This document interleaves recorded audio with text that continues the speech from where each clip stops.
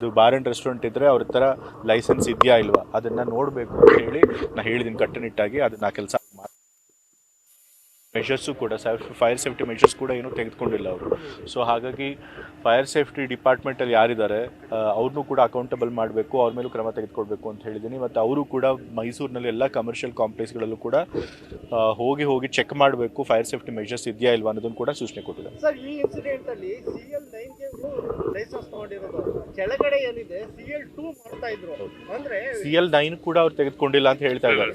CL9 ಕೂಡ ಅವ್ರು licence ತಗೊಂಡಿಲ್ಲ. ಕೆಳಗಡೆ CL2 ಇರುವಂಥ ವೈನ್ ಸ್ಟೋರ್ ಇದೆ, ಆ ವೈನ್ ಸ್ಟೋರ್ ಇಂದ ಅವ್ರು ಸಪ್ಲೈ ಮಾಡ್ಕೊಳ್ತಾ ಇದ್ದಾರೆ. ಅದು clearly violation of the rules. DC ಅವ್ರನ್ನ ಬೆಳಿಗ್ಗೆ ಕೇಳಿದ್ರೆ CL9 ತಗೊಂಡಿರೋದು ಅಂತ ಅವ್ರು ಹೇಳ್ತಾರೆ. ನನಗೆ ಬಂದಿರೋ ಮಾಹಿತಿ ಪ್ರಕಾರ ಜಿಲ್ಲಾಧಿಕಾರಿಗಳು ಮತ್ತು ಪೊಲೀಸ್ ಕಮಿಷನರ್ ಕೊಟ್ಟಿರೋ ಪ್ರಕಾರ CL9ಗೆ ಅವ್ರಿಗೆ ಅದು ಲೈಸೆನ್ಸ್ ಸಿಕ್ಕಿಲ್ಲ. ಅವರು ಅಪ್ಲೈ ಮಾಡಿದ್ದಾರೆ CL9ಗೆ, ಬಟ್ ಅವ್ರಿಗೆ ಇನ್ನೂ ಅಧಿಕೃತವಾಗಿ CL9 ಲೈಸೆನ್ಸ್ ಸಿಕ್ಕಿಲ್ಲ. ಎಕ್ಸೈಸ್ ಡಿಪಾರ್ಟ್ಮೆಂಟಲ್ಲಿ ಆ ಎಕ್ಸೈಸ್ DC ಏನು ಮಾಡಿದ್ದಾರೆ ಅಂತಂದರೆ ಹಿಂಬರ್ ಹಾಕಿಬಿಟ್ಟಿದ್ದಾರೆ. ಬಟ್ ಆ ರೀತಿ ಕೊಡೋಂಗಿಲ್ಲ, ಅಧಿಕೃತವಾಗಿ ಒಂದು ಅದನ್ನು ರಿಜೆಕ್ಟ್ ಮಾಡಬೇಕು, ಇಲ್ಲ ಲೈಸೆನ್ಸ್ ಕೊಡಬೇಕು, ಎರಡೂ ಮಾಡಿಲ್ಲ ಅವರು. ಸೊ ಹಾಗಾಗಿ ಕಾನೂನು ಬಾಹಿರವಾಗಿ ಅವರು ಇಲ್ಲಿ ಲಿಕರ್ ಸರ್ವ್ ಮಾಡ್ತಾಯಿದ್ರು. ಸೊ ಹಾಗಾಗಿ ಇದಾಗಿದೆ.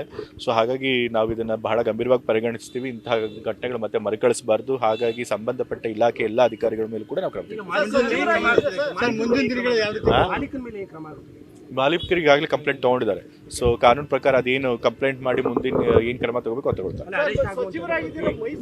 ಅದನ್ನು ಕೇಳಬೇಕು ಪೊಲೀಸ್. ನಾ ಈಗಾಗಲೇ ಹೇಳಿದಾಗೆ ಅಧಿಕಾರಿಗಳಿಗೆ ಈ fire safety measures, fire department ಇರ್ಬೋದು ಅಥವಾ ಎಕ್ಸೈಸ್ ಡಿಪಾರ್ಟ್ಮೆಂಟ್ ಇರ್ಬೋದು, ಪೊಲೀಸ್ ಡಿಪಾರ್ಟ್ಮೆಂಟ್ ಇರ್ಬೋದು, ನಾನು ಈ ಘಟನೆಗೆ ಸಂಬಂಧಪಟ್ಟಾಗ ಹೇಳ್ತಾ ಇದ್ದೀನಿ. ಈ ಎಲ್ಲ ಘಟನೆಗೆ ಸಂಬಂಧ ಈ 3 ಡಿಪಾರ್ಟ್ಮೆಂಟ್ಗಳಲ್ಲಿ ಇದಕ್ಕೆ ಯಾರಾದರೂ ಅಕೌಂಟಬಲ್ ಆಗಬೇಕು, ಅಧಿಕಾರಿಗಳು ಯಾರು ಇದಕ್ಕೆ ಇನ್ಚಾರ್ಜ್ ಇರ್ತಾರೆ ಅವ್ರ ಮೇಲೆ ಕ್ರಮ ತೆಗೆದುಕೊಳ್ಬೇಕು ಅಂತ ಹೇಳಿದ್ದೇನೆ. ಮತ್ತು ಅದಾದಮೇಲೆ ನಾನು ಮತ್ತೆ ಬಂದು ಇಡೀ ಜಿಲ್ಲಾದು ಒಂದು ಮೀಟಿಂಗ್ ಕೂಡ ತೆಗೆದುಕೊಂಡು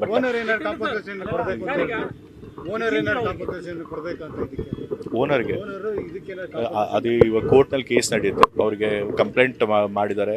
ಸೊ ಅದನ್ನು ಅವ್ರು ಅರೆಸ್ಟ್ ಮಾಡೋದು ಏನಿರುತ್ತೆ, ಮುಂದಿನ ಪೊಲೀಸರು ಅದನ್ನು ಕ್ರಮ ತೆಗೆದುಕೊಳ್ತಾರೆ. ಅವ್ರು ಕೋರ್ಟಿಗೆ ಹೋಗ್ಬೋದು. ಸೊ ಅದೆಲ್ಲ ಇರುತ್ತೆ.